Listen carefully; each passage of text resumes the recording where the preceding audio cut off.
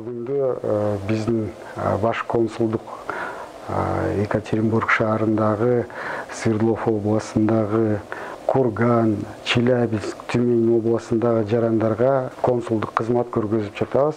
Баш консулдукка ар түрлүү суроолор менен, ар түрлүү көйгөйлөр менен кайрылышат. Акыркы кезде биздин Кыргызстандын паспорттарын алмаштыруу боюнча көп кайрылуулар болуп атат. Андан сырткары свидетельство на возвращение дейт, Кыргызстанга кайтып кетүүчү маалыматтык справкаларды очереди келгенде ал жарандарды биздин кызматкерлер чакырып алып, андан ары ошол иш алып барышат. Электрондук очередтин системасын орноштурдук. Ал кыйла жардам берди. Бизде азыр баш консулдукта бир аз штатты көбөйтүп беришти. Эми акыркы убакта биз Кыргызстанда боло турган жогорку кеңештин депутаттарынын шайлоосуна даярдык көрүп жатабыз. Биздин башкы консулдукта консулдук учетко отуруп атышат, биздин жарандар келип. Ошону менен бирге Тюмень шаарында дагы шайлоо участогу ачылган. Тюмень шаарында ЦИКтин атайын токтому менен бекитилген 918 шайлоо участкасы ачылган.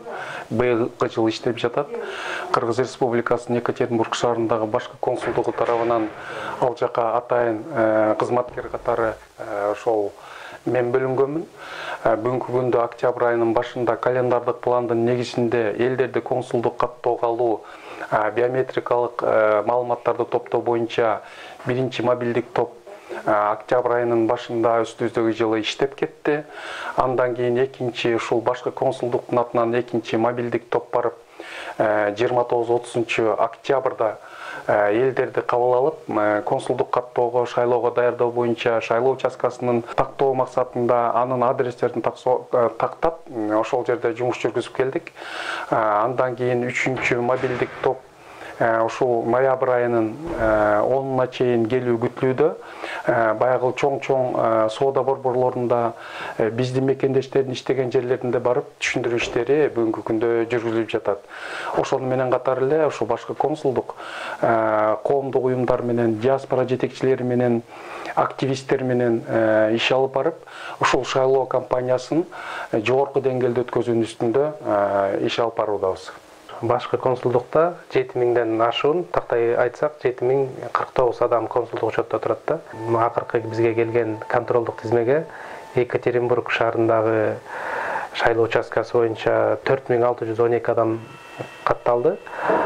Тюмень шаары боюнча 1051 адам турду да. Шайлоого даярдык көрүү максатында ошо шайлоонун баягы уюштуруу иштерин жүргүзүп, консулдук каттоого алып, биометрикалык маалыматтарды чогултуу максатында ошол башкы консулдуктун имаратында бизде график уюштурулду да. Ар бир кызматкер ошондой эле ошол участкалык шайлоо комиссиясынын мүчөлөрү менен бирге дежурство кылышат.